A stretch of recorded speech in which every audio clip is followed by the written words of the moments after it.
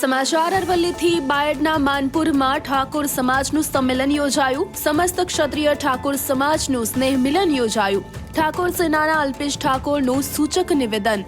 જ્યારે ઠાકોર સમાજ સંગઠિત થાય ત્યારે કેમ રાજનીતિ ઘુસાડાય છે? સમાજના લોકોને દારૂ ન પીવા મંચ પરથી અપીલ।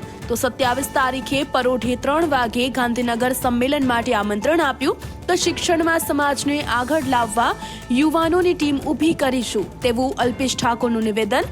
તો સંમેલનમાં દેવુસિંહ ચૌહાણ, રાજેન્દ્ર ઠાકોર, રાજેન્દ્ર ચાવડા ઉપસ્થિત રહ્યા। તો બાયડના ધારાસભ્ય ધવલસિંહ ઝાલાએ પણ સમાજને એક થવા અપીલ કરી।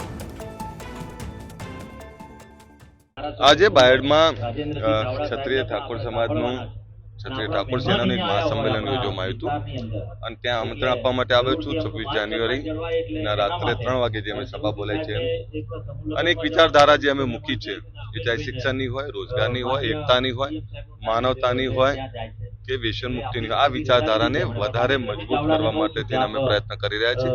એટલે એક એવા યુવાનો તૈયાર કર્યા છે જે ગામ વિસ્તાર અને તમામ લોકોને મદદરૂપ થઈ શકે એવા વ્યક્તિ ઘડતરનું અમે કામ કર્યું છે। આ રીતે સામાજિક મેળાવડાઓ થાય એનાથી સમાજમાં વિકાસ પણ થતો હોય છે। સામાજિક મેળાવડાથી સમાજમાં જાગૃતિ આવતી હોય છે એટલે આવનારી પેઢી શિક્ષણની સાચી દિશા તરફ વધે, આવનારી પેઢી તમામ સમાજોની સાથે મળી અને કામ કરે એના માટેનો અમારો પ્રયત્ન છે। સાહેબ, રાત્રે 3 વાગે સંમેલન બોલાઈ રહ્યું છે, લોકોમાં ઉત્સુકતા છે કે અલ્પેશ ઠાકોર કંઈક મોટું કરવા જોઈએ। મોટું એટલે સમાજની શિક્ષણની દિશા, જો તમામ સમાજોએ શિક્ષણની દિશા નક્કી કરી છે તો આ સમાજે પણ હવે પાછળ રહેવાની જરૂર નથી। જે સમાજો આગળ વધ્યા એમાંથી શીખવાની જરૂર છે। જે સમાજો શિક્ષણ થકી આગળ વધ્યા, રોજગાર થકી આગળ વધ્યા, હું તો વારંવાર કહેતો હોઉં છું કે ચાહે પાટીદાર સમાજ હોય, ચાહે દલિત સમાજ હોય, ચાહે આદિવાસી સમાજ હોય કે માલધારી સમાજ હોય કે એવા તમામ સમાજો, જે સમાજો શિક્ષણ, રોજગાર અને સાચી દિશામાં આગળ વધ્યા તો એમાંથી શીખવું જ પડે અને એના માટે અમે પણ પ્રયત્ન કરી રહ્યા છીએ કે ગાંધીનગરમાં એ જગ્યા ઉપર તમામ સમાજોની જ્યારે શૈક્ષણિક સંસ્થાઓ છે ત્યારે અમારું પણ સરસ્વતી ધામ બને એના માટેનું આમંત્રણ આપવા માટે આવે છે। આભાર।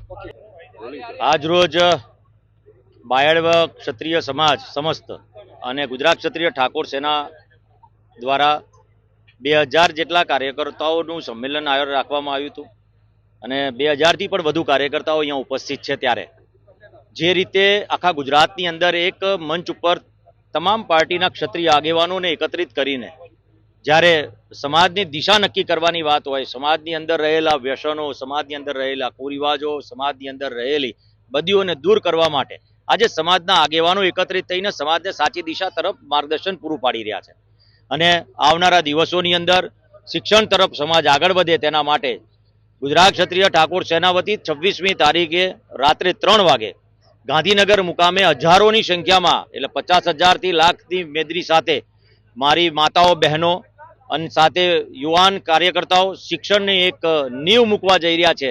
27મીએ પરોઢે સવારે વહેલા જ્યારે નીંવ મૂકતા હોય ત્યારે આખા ગુજરાતમાંથી ઠાકોર સમાજ અને ક્ષત્રિય સમાજ એકત્રિત થવાનો છે।